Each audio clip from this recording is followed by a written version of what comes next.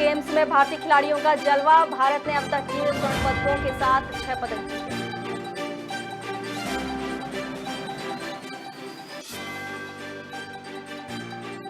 पश्चिम बंगाल में 10 कांवड़ियों की मौत। जनरेटर के तार से पिकअप में दौड़ा करंट। जल चढ़ाने जा रहे थे 16 झुलसे।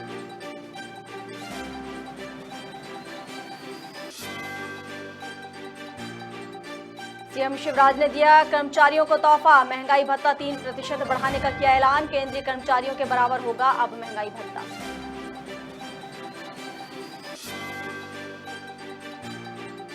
कांग्रेस नेता पीसी शर्मा ने की गाय को राष्ट्रीय पशु घोषित करने की मांग। मुख्यमंत्री और बीजेपी नेताओं पर साधा निशाना। कहा कमलनाथ की सरकार में बनाई गई थी गौशालाएं।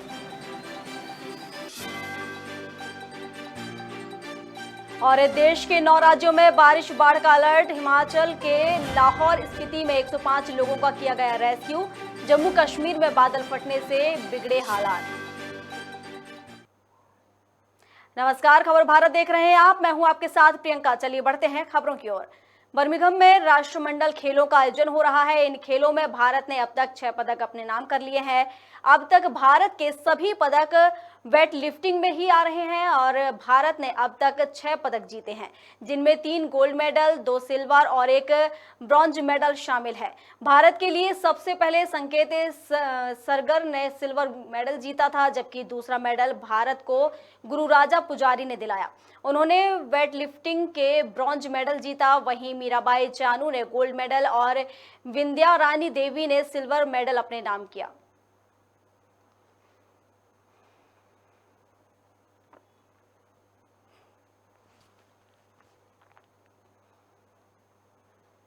पश्चिम बंगाल के कूच बिहार में पिकअप में करंट आ जाने से 10 कांवड़ियों की मौत हो गई है, जबकि 16 बुरी तरह से झुलस गए हैं।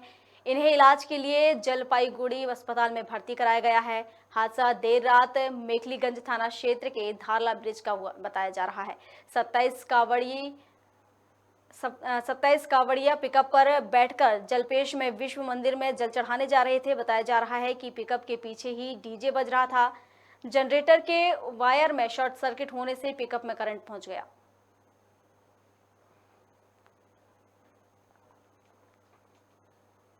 मध्य प्रदेश के मुख्यमंत्री शिवराज सिंह चौहान ने सावन के तीसरे सोमवार को सरकारी कर्मचारियों को बड़ा तोहफा दिया है।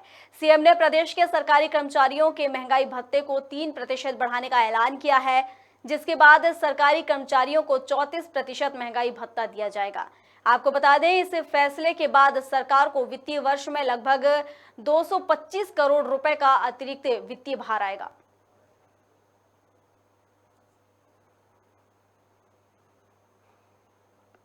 सेवकों को 31% महंगाई भत्ता मिलता है। 11% पिछली बार हमने एक साथ बढ़ाया था, लेकिन आज हम ये फैसला कर रहे हैं कि हम अब 34% महंगाई भत्ता मध्य प्रदेश के शासकीय सेवकों को देंगे। पूर्व मंत्री और कांग्रेस विधायक पीसी शर्मा ने गाय को राष्ट्रीय पशु घोषित करने की मांग की है। पीसी शर्मा ने छत्तीसगढ़ सरकार की तारीफ करते हुए कहा कि पहले छत्तीसगढ़ सरकार ने गोबर खरीदा, इसके बाद गौमूत्र खरीद रही है। इसके साथ ही पीसी शर्मा ने कहा कि जब कमलनाथ की सरकार बनी थी तो हमने गौशालाएं बनवाई थी। इस दौरान कांग्रेस नेता जिला पंचायत अध्यक्ष के चुनाव को लेकर भी मुख्यमंत्री और बीजेपी नेताओं पर निशाना साधते हुए कहा। वहीं उन्होंने कहा कि मैनिट और एम्स में आत्महत्या के मामले को लेकर पीसी शर्मा ने इस पर भी बयान दिया और कहा कि महंगाई के कारण नौजवान युवक आत्महत्या कर रहे हैं।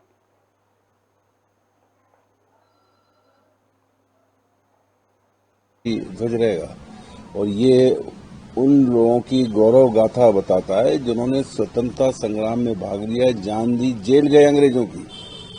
महात्मा गांधी, पंडित जवाहरलाल नेहरू, सरदार पटेल, मौलाना अबुल कलाम, ये 10-10, 12-12 साल जेल में रहे। लेकिन जो लोग आज इस तिरंगे के बांटने की बात कर रहे हैं, एक नहीं था उस समय। वैसे इनका तिरंगे पे कोई अधिकार नहीं है, लेकिन उसके बाद भी अगर ये कर रहे हैं, लगेगा घर घर, इसमें कोई आपत्ति नहीं, लेकिन इसका अपमान। देश के कई राज्यों में तेज बारिश का लगातार जारी है। तेज बारिश हिमाचल प्रदेश के कुल्लू के ब्रंगांग में भारी बारिश के बाद ब्यास नदी का जल स्तर बढ़ गया है, जिसकी वजह से यहां एक पुल का हिस्सा बह गया है। राज्य के लाहौल और स्पीति जिले में रविवार को अचानक बाढ़ आई, जिसके कारण करीब 105 लोगों का रेस्क्यू किया गया। इसमें ज्यादातर टूरिस्ट थे। वहीं बाढ़ के कारण प्रदेश में 9 सड़कें प्रभावित हुई हैं। जम्मू कश्मीर के पुंछ जिले के सुरनकोट शहर में रविवार रात भारी बारिश और बादल फटने से अचानक बाढ़ आ गई है। वहीं पश्चिम बंगाल के दार्जिलिंग के धुंधिया में रविवार रात भारी बारिश हुई, जिसके चलते बालासन नदी उसका जो जलस्तर था वो बढ़ गया और उसका जलस्तर बढ़ने से 11 कॉलेज स्टूडेंट फंस गए।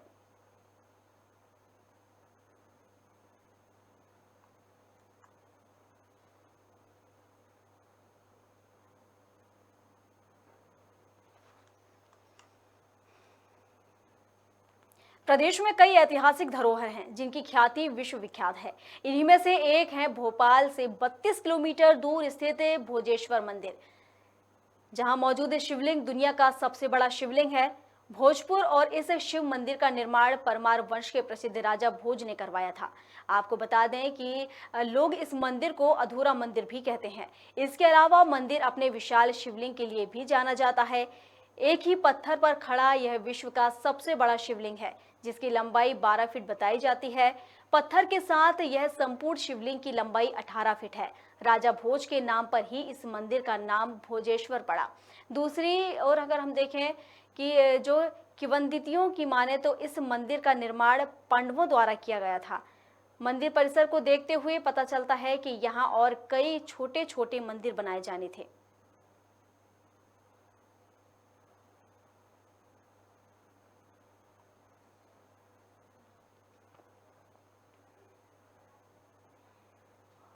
छत्तीसगढ़ सरकार की तर्ज पर मध्य प्रदेश कांग्रेस ने भी प्रदेश सरकार से मांग की है कि गोमूत्र खरीदी की जाए।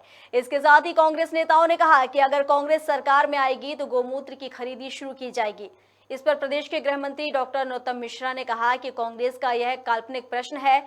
जनता भी उनके काल्पनिक आश्वासन को समझ चुकी है। वहीं एनआईए की कार्रवाई को लेकर गृह मंत्री ने कहा कि 2 लोगों की पूछताछ के बाद छोड़ दिया गया है।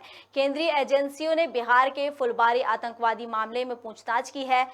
इस दौरान उन्होंने पूर्व सीएम दिग्विजय सिंह को भी आड़े हाथों लेते हुए कहा कि राम राज्य है और राष्ट्र ध्वज से दिग्विजय सिंह को क्यों तकलीफ होती है पता नहीं।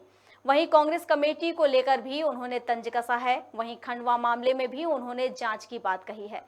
क्या कुछ कहा गृह मंत्री नरोत्तम मिश्रा ने, आइए आपको सुनवाते हैं।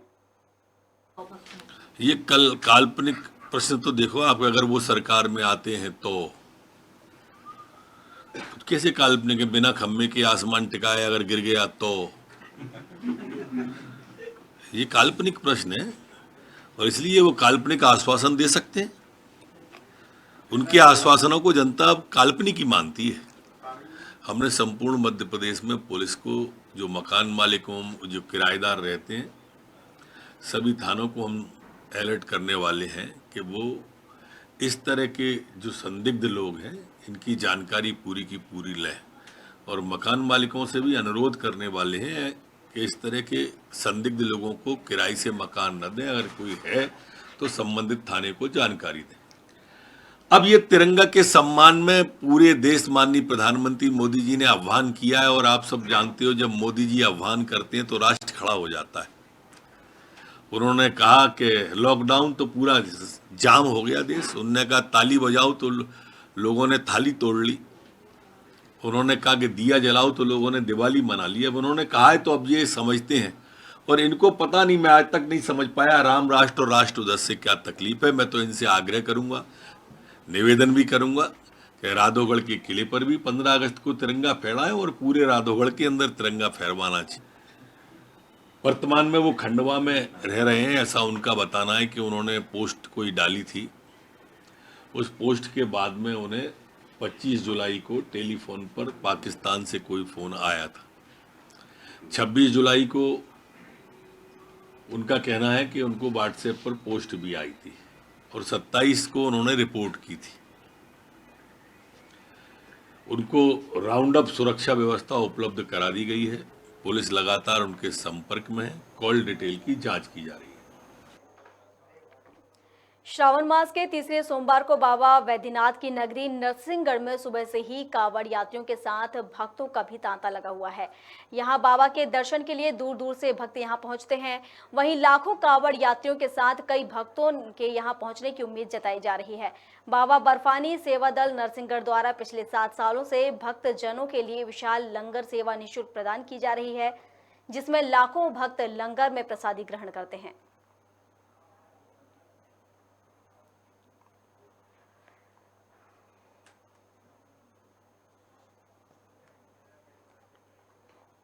इंदौर में महाकाल भक्त मंडल हातोद द्वारा कांवड़ यात्रा निकाली गई।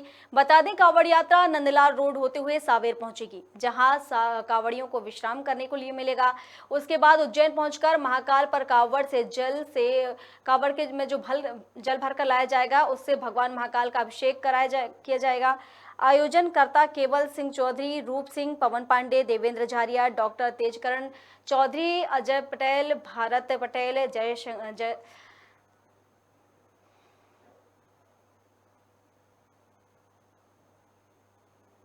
कहाँ से कहाँ तक निकलेगी? रूपमणिपुर से होकर उज्जैन महाकाल। तो बीच में कहीं विश्राम की रखा गया है?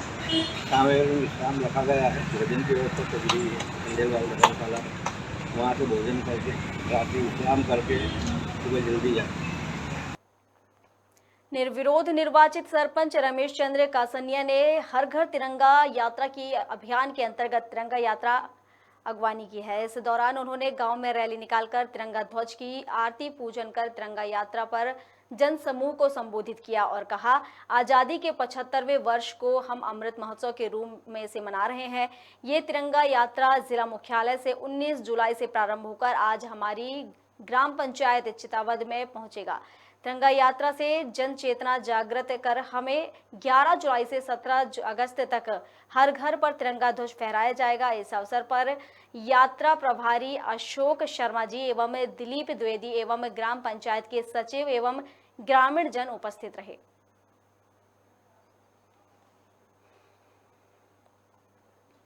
अखिल भारतीय पूर्व सैनिक सेवा परिषद रीवा इकाई ने कारगिल युद्ध में भारतीय सैनिकों द्वारा विषम परिस्थितियां होने के बावजूद भी ऐतिहासिक विजय प्राप्त करने के उपलक्ष्य में विजय दिवस मनाया। इसमें जिले के शहीद वीर सपूतों की वीर नारियों, उनके माता पिता और नगर पालिका निगम नगर परिषद के निर्वाचित जनप्रतिनिधियों का सम्मान किया गया। इस कार्यक्रम में विधानसभा अध्यक्ष गिरीश गौतम सहित सैनिक और उनके परिवार के सदस्य भी उपस्थित रहे। प्रांत के कोषाध्यक्ष और रीवा जिले के महामंत्री कैप्टन बीजी शर्मा जी हैं और ये हमारे विशेष अतिथि काम कर रहे हैं। महिलाओं का सम्मान भी किया। महिलाओं का सम्मान हो रहा है हमारे त्रिस्तरीय पंचायत चुनाव में, जो हमारे बंद। खबर भारत में खबरों का सिलसिला लगातार जारी है। अधिक अपडेट के लिए आप बने रहिए हमारे साथ और देखते रहिए खबर भारत। नमस्कार।